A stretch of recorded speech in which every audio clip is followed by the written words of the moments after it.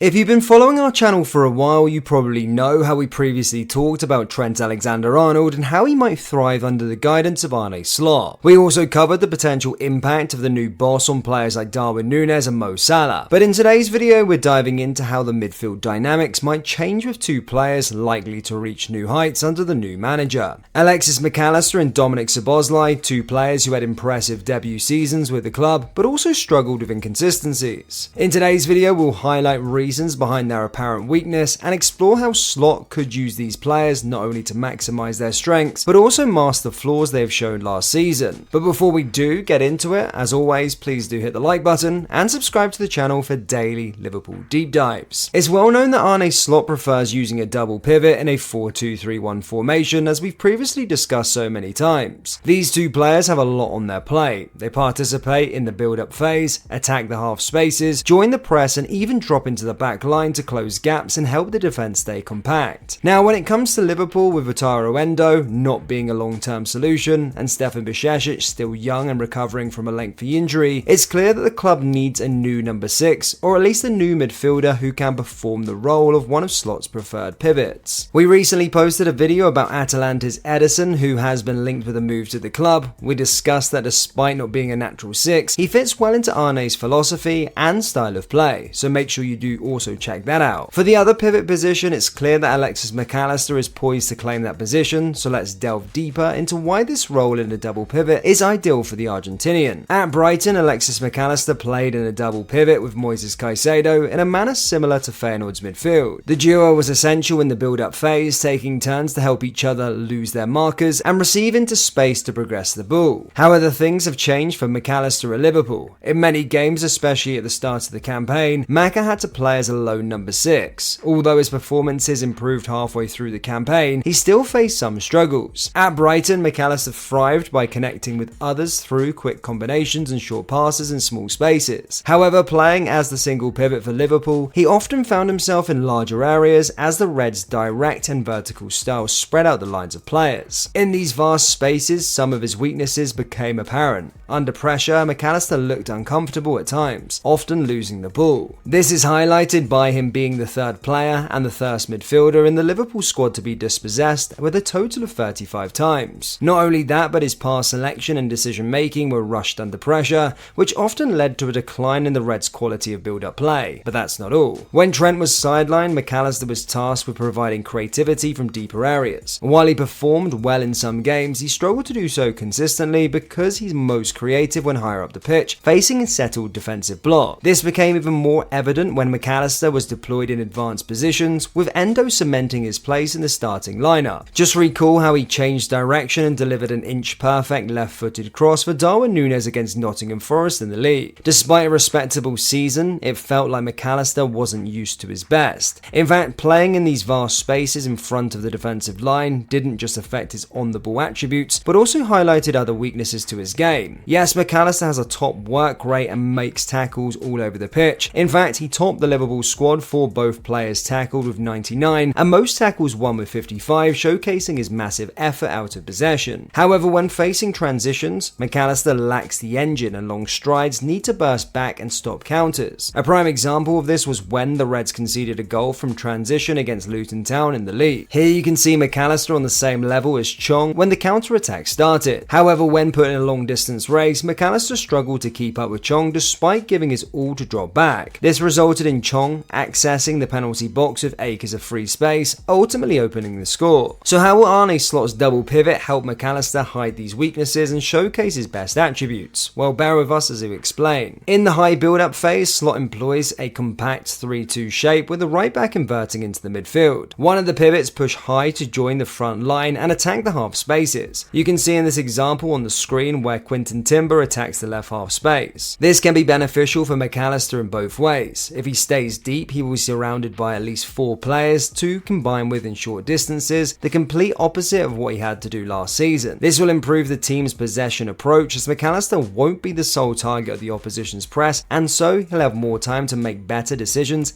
and instead of looking for that direct killer pass, he'll be able to recycle the ball to one of his teammates. If he's the one to push high, that will be even better, as his creative side will shine more in the final third. This will help the team unlock deep blocks, combinations, pass, run between the lines, or even long shots. Despite playing deeper than suited to him, Mac Allister still ranks high in the frequency and accuracy of smart passes. Now imagine if he was consistently deployed higher up the pitch with lots more players to combine with. The creative levels would be off the charts. Additionally, when playing alongside another pivot in a compact structure, Mac Allister won't have to deal with transitions alone as he did last season, and so his tenacity out of possession can be used as a great tool in Slot's aggressive pressing style. Speaking of aggressiveness and pressing, let's move on to our second player for today's video, Dominik Szoboszlai. We can all agree that Szoboszlai has brought Klopp's pressing structure to life at the start of the past season, but unfortunately his performance levels dropped later on. However, we think we might know why, so hold tight as we explain. The Hungarian is a literal pressing monster. Despite missing 5 league games halfway through the season and losing his starting position due to his performances dropping, Szoboszlai finished the campaign as the 26th Premier League midfielder for most defensive duels per 90 minutes. He's also the 3rd Liverpool player for blocking the ball, having done so 37 times, demonstrating his ability to close down passing lanes and interrupt play. Szoboszlai has also shown his ability to work hard and cover spaces. In the first 20 Premier League games, he topped Liverpool's squad for total distance covered with 199.6 kilometers. All of this work out of possession was due to Klopp deploying him as the right-sided central midfielder, tasked with both joining the press and dropping back to cover ground. But that in itself might have been the issue. Here you can see Szoboszlai's heat map from the last season with RB Leipzig. The Hungarian was deployed as an attacking midfielder or as a winger who often tucked inside to create from central areas. However, if you examine his Liverpool heat map,